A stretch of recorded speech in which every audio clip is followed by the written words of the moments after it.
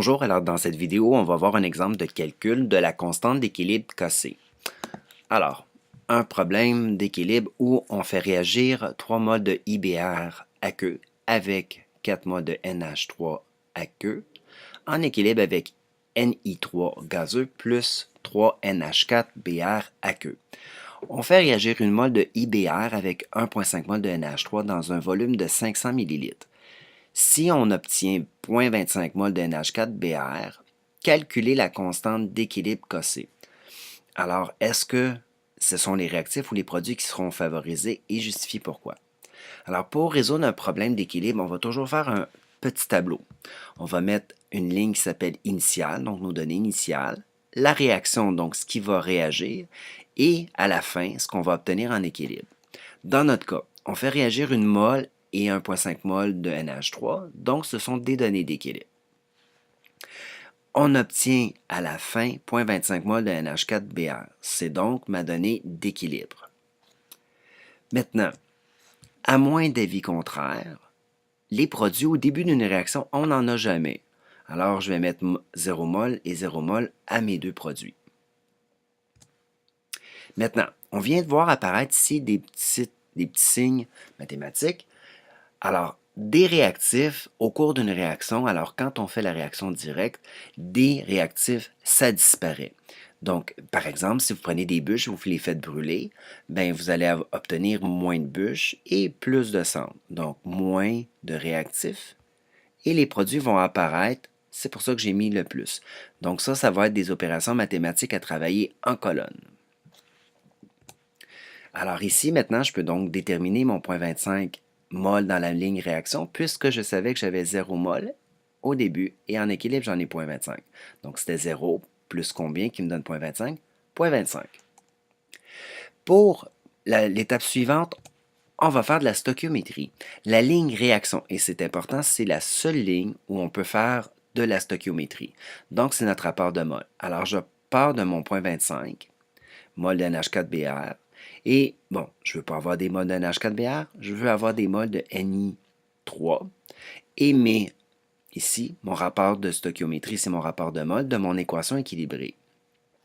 Maintenant, ce calcul-là, il n'est pas nécessaire de l'écrire à chaque fois. Je l'ai montré pour le faire. Il va falloir le faire un peu plus rapidement parce que la ligne réaction, j'en ai deux autres, alors ça va être un petit peu laborieux d'écrire tous nos calculs. Alors pour le prochain, comment j'ai trouvé mon point 3? J'ai pris mon point 25 mol, j'ai multiplié par les mols de mon équation équilibrée de celui qui m'intéresse, et j'ai divisé par celui que j'étais parti. C'est important de ne pas se confondre avec le 1,5 qui est une donnée initiale et non mon rapport stoichiométrique. Donc finalement, on multiplie par notre coefficient et on divise ici par notre coefficient avec lequel on avait commencé. Finalement, lui, il va se faire assez bien sans calcul. 0,25 fois 3 divisé par 3, alors j'ai encore 0,25.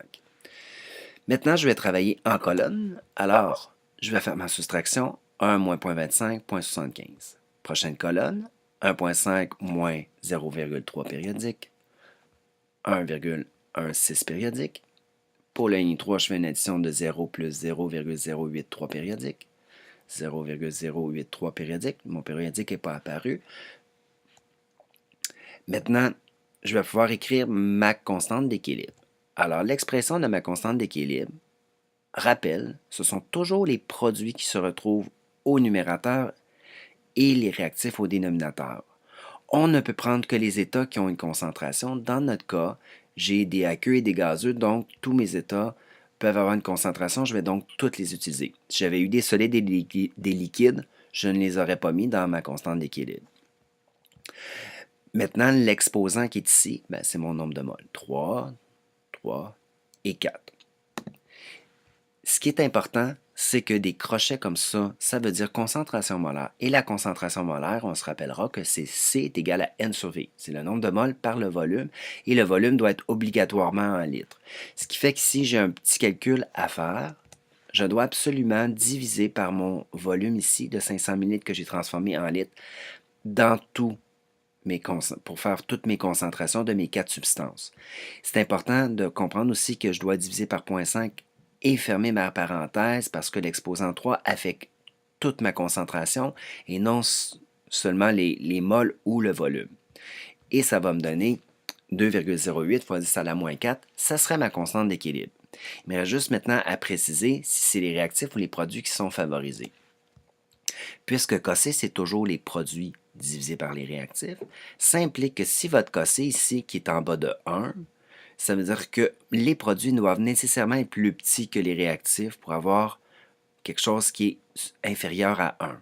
Et si les produits sont plus petits que les réactifs, ça veut donc dire que ce sont les réactifs qui sont favorisés. Alors voilà pour la constante d'équilibre Kc.